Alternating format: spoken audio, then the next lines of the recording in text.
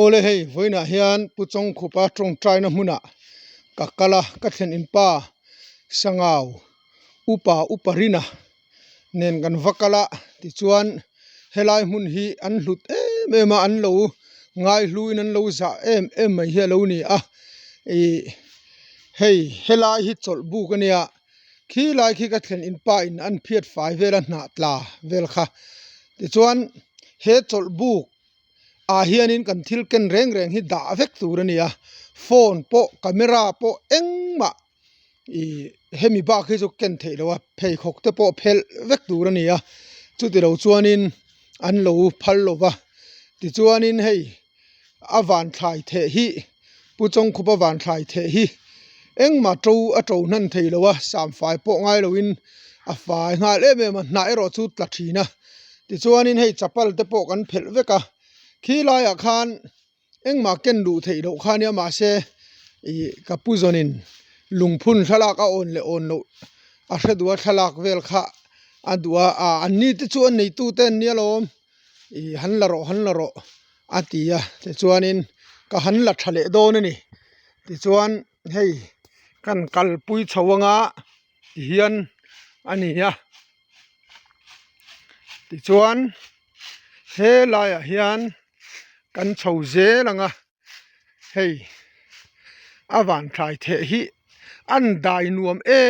em khopa phei khok bun lu phal po ni se ke longa kal hin nuam zo kani a dai song maya tin awan thlai the hi mak em chu khu lai akong a the china chia khan a to chana a the bak kha chu a to le chuang po ni si lo wa thil mak tak nin ka ria hei ti khian khi lungphun po lo lang tana helai a hian kan chawanga helai hmun a hian thingzar ro tla mai po ni se puchong khupa tong trai na area a mi hi chu lak oi ani lowa edi khole zungol vei ho poin helai hmun a thil reng hi chu an khoi ngam mia lo an ti ani ti chuan hei fadran lungphun a on lo ron en ro ti khania hei alo tlulek leka zubili lung